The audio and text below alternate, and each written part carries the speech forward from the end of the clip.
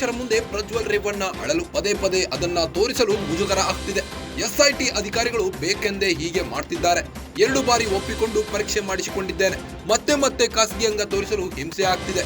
ಈಗ ಮತ್ತೆ ಅದೇ ರೀತಿ ಟೆಸ್ಟ್ ಅಂತ ಹೇಳುತ್ತಿದ್ದಾರೆ. ದಯವಿಟ್ಟು ಇದರಿಂದ ನನಗೆ ಮುಕ್ತಿ ಕೊಡಿ. ಜಡ್ಜ್ ಮುಂದೆ ಕೈ ಮುಗಿದು ಕೇಳಿಕೊಂಡ್ರಂತೆ ಪ್ರಜ್ವಲ್ ರೇವಣ್ಣ ಮನವಿ ಕೇಳಿಸಿಕೊಂಡ ನ್ಯಾಯಾಧೀಶರು ಅಗತ್ಯ ಪರೀಕ್ಷೆಗಳನ್ನ ಮಾತ್ರ ಮಾಡಿಸುವಂತೆ ಸೂಚನೆ. ಎಸ್ಐಟಿ ಅಧಿಕಾರಿಗಳಿಗೆ ಸೂಚನೆ ನೀಡಿದ ನ್ಯಾಯಾಧೀಶರು. ಪ್ರಜ್ವಲ್ ಪೆನ್ಡ್ರೈವ್ ಪ್ರಕರಣದ ಹಿನ್ನೆಲೆ ನ್ಯಾಯಾಧೀಶರ ಮುಂದೆ ಪ್ರಜ್ವಲ್ ರೇವಣ್ಣ ಅಳಲು ತೋಡಿಕೊಂಡಿದ್ದಾರೆ. ಪದೇ ಪದೇ ಅದನ್ನ ತೋರಿಸಲು ಮುಜುಗರ ಆಗ್ತಿದೆ. ಎಸ್ಐಟಿ ಅಧಿಕಾರಿಗಳು ಬೇಕೆಂದೇ ಹೀಗೆ ಮಾಡ್ತಿದ್ದಾರೆ. 2 ಬಾರಿ ಒಪ್ಪಿಕೊಂಡು ಪರೀಕ್ಷೆ ಮಾಡಿಸಿಕೊಂಡಿದ್ದೇನೆ. ಮತ್ತೆ ಮತ್ತೆ ಖಾಸಗಿ ಅಂಗ ತೋರಿಸಲು ಹಿಂಸೆ ಆಗ್ತಾ ಇದೆ.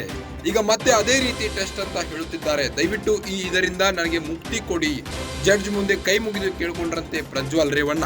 ಈ ಮನವಿ ಕೇಳಿಸಿಕೊಂಡ ನ್ಯಾಯಾಧೀಶರು ಅಗತ್ಯ ಪರೀಕ್ಷೆಗಳನ್ನ ಮಾತ್ರ ಮಾಡಿಸುವಂತೆ ಸೂಚನೆ ನೀಡಿದ್ದಾರೆ. ನ್ಯಾಯಾಧೀಶರು ಎಸ್ಐಟಿ ಅಧಿಕಾರಿಗಳಿಗೆ ಸೂಚನೆ ನೀಡಿದ್ದಾರೆ.